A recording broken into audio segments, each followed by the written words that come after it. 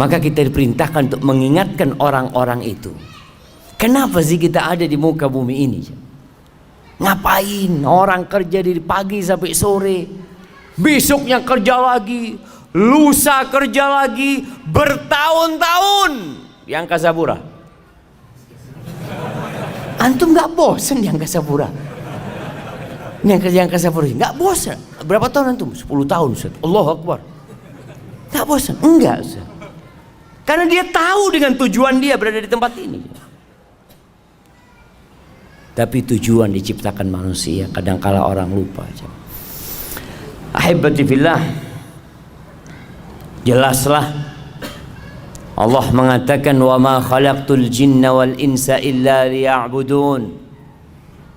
Tidaklah aku ciptakan bangsa jin dan manusia kecuali untuk beribadah kepadaku. Ma uridu minhum min rizq wa ma uridu an yut'imun.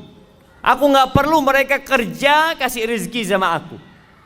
Aku nggak perlu dari manusia untuk kasih makan kepadaku, kata Allah. Innallaha huwar razzaq dzul quwwatil matin.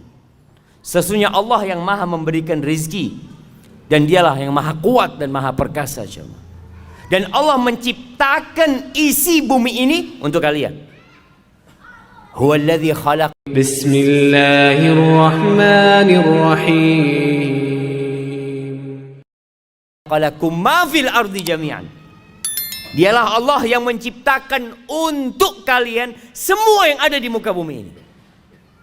Ini ayat dijadikan sandaran oleh para ulama bahwa semua yang ada di muka bumi ini hukumnya halal. Boleh. Kecuali kalau ada dalil yang mengharamkan. Karena Allah menciptakan semuanya untuk manusia. Untuk manusia jemaah. Untuk kita. Artinya Allah memfasilitasi kita, dikasih fasilitas semua untuk apa? Untuk beribadah. Bukan untuk bersenang-senang, enggak. Sebagaimana kalau ada orang bekerja, dikasih fasilitas sama bosnya. Kamu kerja di sini, nah itu ada kolam renang, di rumahmu kita kasih rumah, kasih kolam renang, kasih pembantu. Kemudian di belakang rumahnya ada kolam ikan. Masya Allah.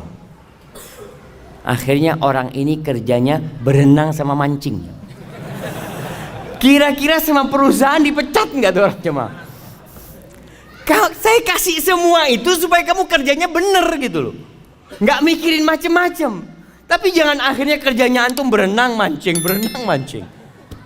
Itu yang terjadi dengan kebanyakan manusia. Lupa bahwa fasilitas diberikan agar antum beribadah. Mudah antum beribadah, nggak repot. Tapi sekali lagi banyak yang lupa, sehingga kerjanya ya hanya bersenang-senang. Luqman Al-Hakim, ini diriwayatkan Luqman Al-Hakim mengatakan sesuai dengan tema kita hari ini, bi akhiratak bidunyak tarbahhuma jami'an. Kata dia, belilah akhiratmu dengan duniamu. Beli akhirat dengan dunia. Artinya modal kita dunia. Kita kalau bicara alat tukar kita nih dunia. Tukar duniamu dengan akhirat. Engkau akan beruntung dua-duanya. Dapat dua-duanya. Wala tabi' dunyak bi akhiratik takhsarhuma jami'an. Jangan sampai engkau jual akhiratmu untuk mendapatkan kenikmatan dunia. Engkau rugi dua-duanya. La dunia dapat wal akhirat. Rugi dua-duanya. Dan antum bisa melihat orang-orang yang sukses dunia tapi jauh dari ibadah, dapat apa dia? Dapat tua, capek bekerja, dia pikir nanti saya akan menikmatin di akhir hidup. Saya mau capek sekarang. Ya, akhir hidup stroke. Punya moge 7 di rumahnya. Terus katanya mau dinikmatin ini. Ya itu mau dinikmatin gimana kata dia. Punya duit banyak.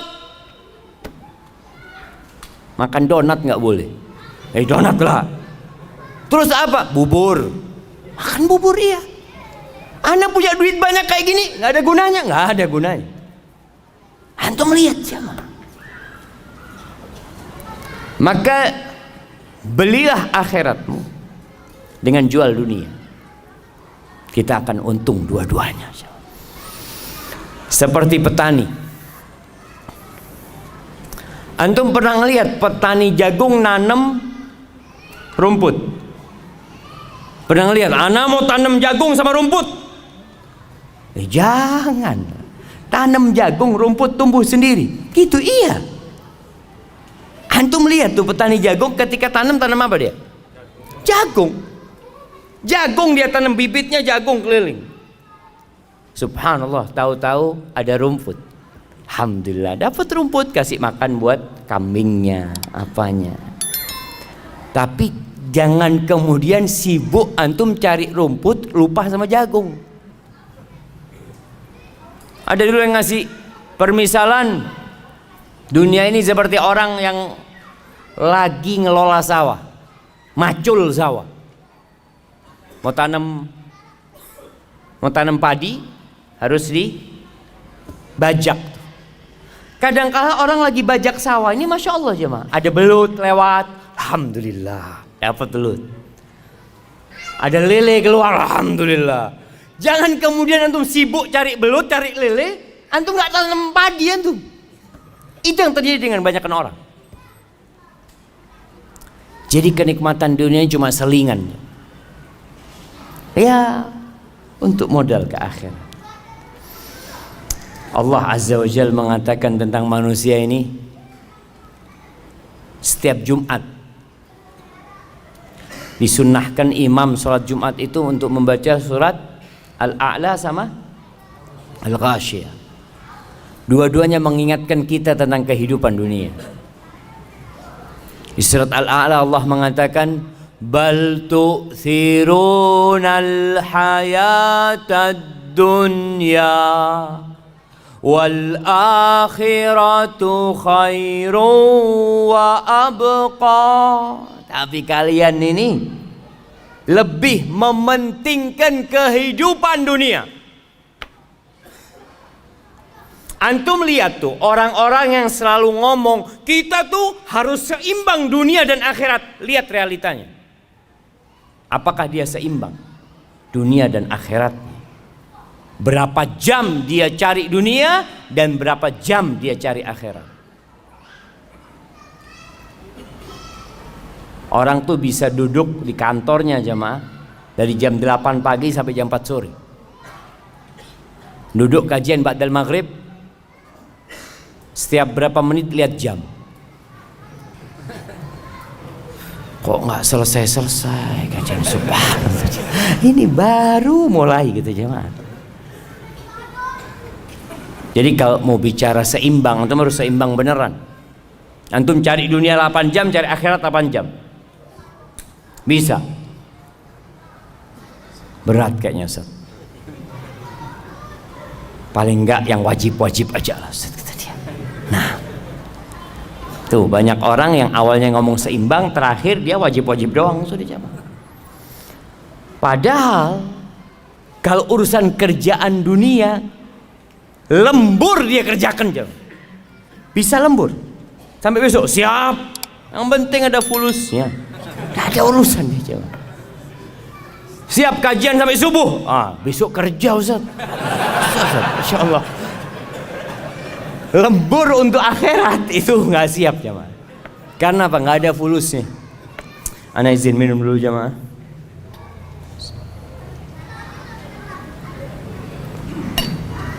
Alhamdulillah. Kalian lebih mementingkan kehidupan dunia, padahal akhirat itu lebih baik dan lebih abadi, kekal jemaah. Banyak sih ayat-ayat dalam Quran yang menjelaskan tentang hakikat kehidupan dunia. Rasul sallallahu alaihi wasallam mengatakan, man kanatid dunya hammahu ja'alallahu faqrahu baina 'ainaihi. Barang siapa yang ambisinya dunia. Afwan, salah. Barang siapa yang dunia ambisinya. Sama apa enggak sama yang pertama aja? Beda. Memang dunia itu ambisi dia. Enggak ada dalam benak dia akhirat. Dia kerja, sekolah, mulai sekolah. Jangan bilang kerja, sekolah. Kenapa kamu sekolah? Ya, supaya dapat pekerjaan. Setelah dapat pekerjaan, ya kawin lah. Setelah kawin, punya anak. Terus punya rumah, punya ini itu. Jadi dari awal itu akhirat tidak ada dalam benak dia aja. Dunia. Jadi pengaturan dalam otak dia itu dunia. Semua dihitung dengan fulus. Kalau antum tahu orang barat tuh punya istilah time is money. Itu dunia. Jadi kalau orang bicara ambisi dunia, waktu adalah uang. Antum duduk di masjid, antum ditanya, antum dapat apa? Maghrib sampai Isya dapat apa antum? Kalau antum buka warung dapat fulus. Antum jualan online dapat fulus. Duduk di masjid keluar fulus. Karena ambisinya dunia, semua dihitung dengan dunia. Berangkat umroh, haji dihitung sama dunia. Umroh berapa bayarnya? Berapa sekarang jamaah? 25 juta. 25 juta. Keluar fulus itu. Tabungan berkurang 25 juta. Kemudian ninggalkan kerjaan. Keuntungan anak sehari itu umpamanya 200 ribu. Kalau anak ninggalkan kerjaan selama 9 hari, 1.800.000 habis. Belum kalau pulang nanti sakit, capek. Nanti di sana masih beli oleh-oleh. Aduh, enggak lah, nggak usah umroh. Subhanallah, karena dia ambisinya dunia.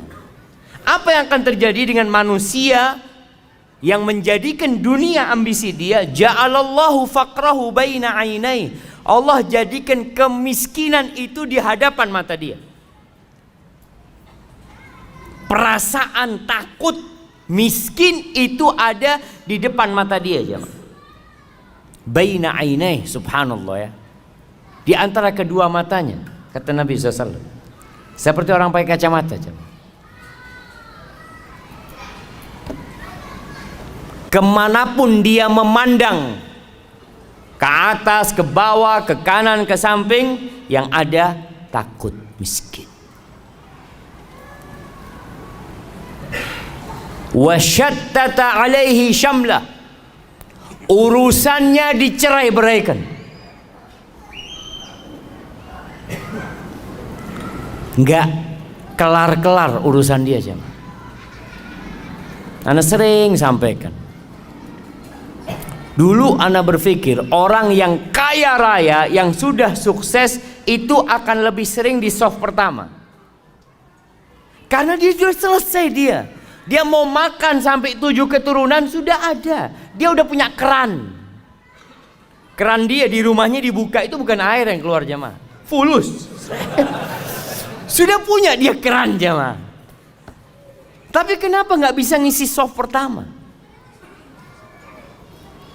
Urusannya ruwet. Ada banyak pekerjaan dia. Yang meeting sana, rapat sini, ya Allah. Jangan untuk ibadah, untuk keluarga. Sampai ada cerita di Arab sana. Ada satu orang kaya sukses, jemaah. Waktu untuk keluarganya itu sedikit. Sedangkan tetangganya ini miskin. Akhirnya sering kumpul sama keluarga. Habis asar duduk bareng-bareng sama anaknya, makan pisang goreng, minum kopi. Si istri orang kaya ini cemburu dengan keadaan tetangganya. Maka dia ngomong sama suaminya, "Bang, Abang itu kok sibuk terus cari fulus. Nggak lihat kayak tetangga kita bisa kumpul sama keluarganya sore-sore, ngobrol, makan bareng. Masa? Iya. Oh ya, pinter nih suaminya jemaah. Tetangganya dikasih modal kerja jemaah. Kasih modal kerja sama dia, ruwet hidupnya, nggak lagi kumpul. Sama sekarang katanya. Yang awalnya punya waktu duduk sama keluarganya, nggak ada waktunya sudah jemaah. Hadi dunia jemaah.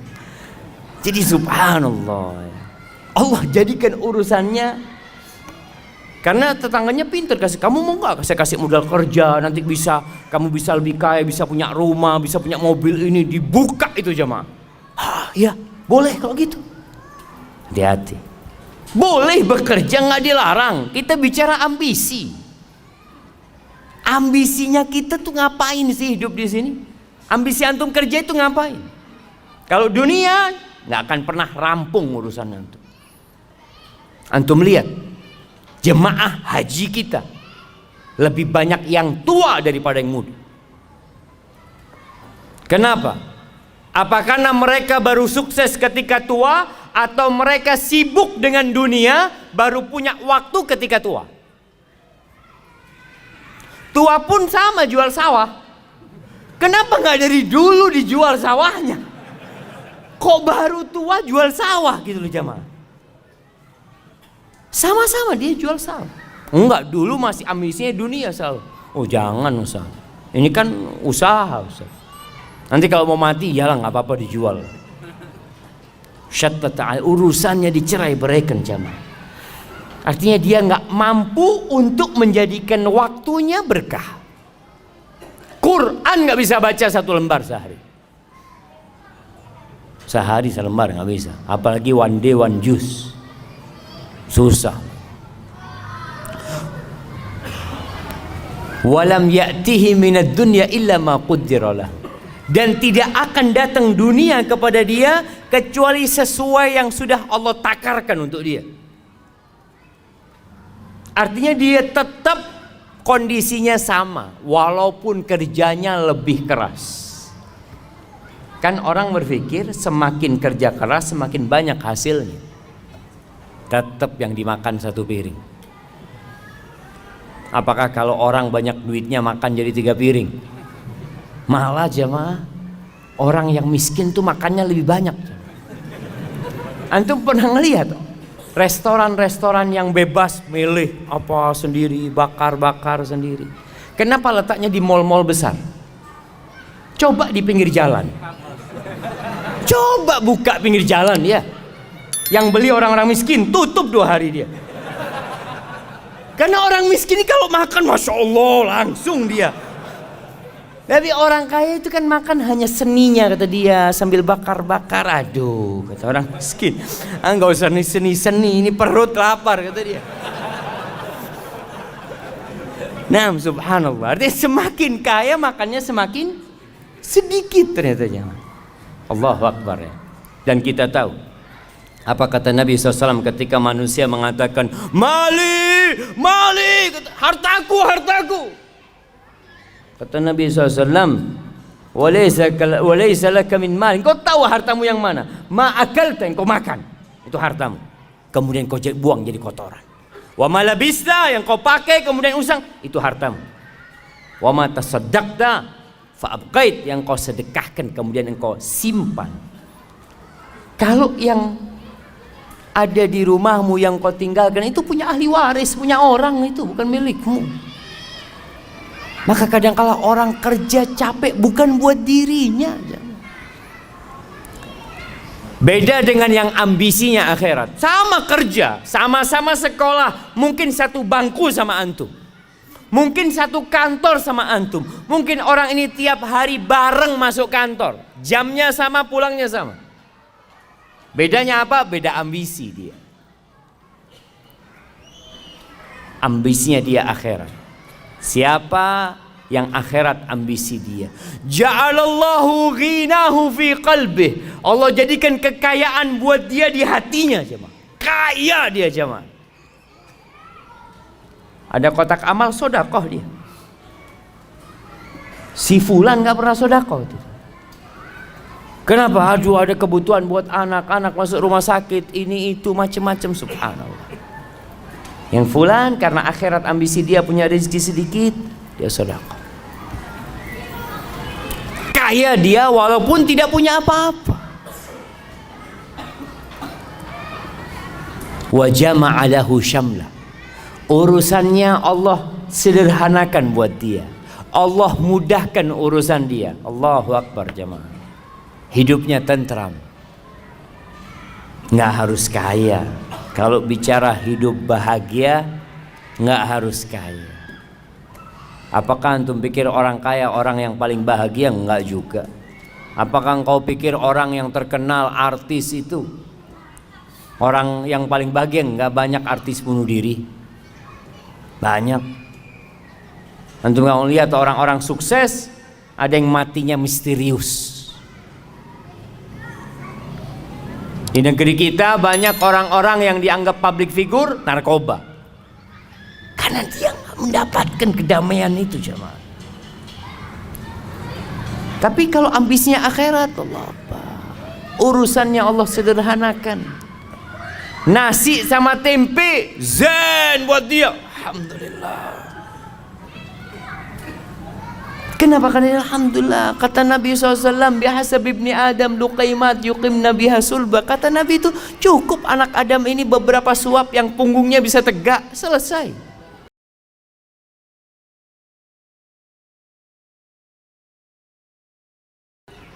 Nggak macam-macam hidup ini. Yang penting punggung tegak, bisa ibadah, bisa kerja, alhamdulillah. Wa atathu dunya wa hiya raghimah. Dan orang ini, dunia itu datang kepada dia dalam posisi dipaksa, dunia datang kepada dia. Dia nggak punya ambisi dunia, datang tuh fulus jemaah. Kau tahu ngetok rumah dia, assalamualaikum. Alhamdulillah ada rezeki buat dia. Subhanallah.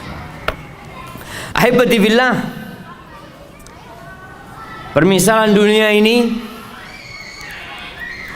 dikatakan oleh Nabi SAW. Nabi pernah berkata kepada seorang sahabat namanya Dhahhak bin Sufyan Al-Kilabi radhiyallahu anhu. Nabi mengatakan, "Ya Dhahhak, ma ta'amuka?" Dhahhak, makananmu apa sih? Qala ya Rasulullah, al-lahmu wal laban. Wahai Rasulullah, alaika salatu wassalam ya Rasulullah. Yang aku makan itu daging dan minumku susu. Qala thumma yasiru ila madza? Terus itu daging itu susu jadi apa? Bingung Dhahhak. Jadi apa jemaah? Daging, antum kalau ngelihat ya, steak. Antum lihat steak.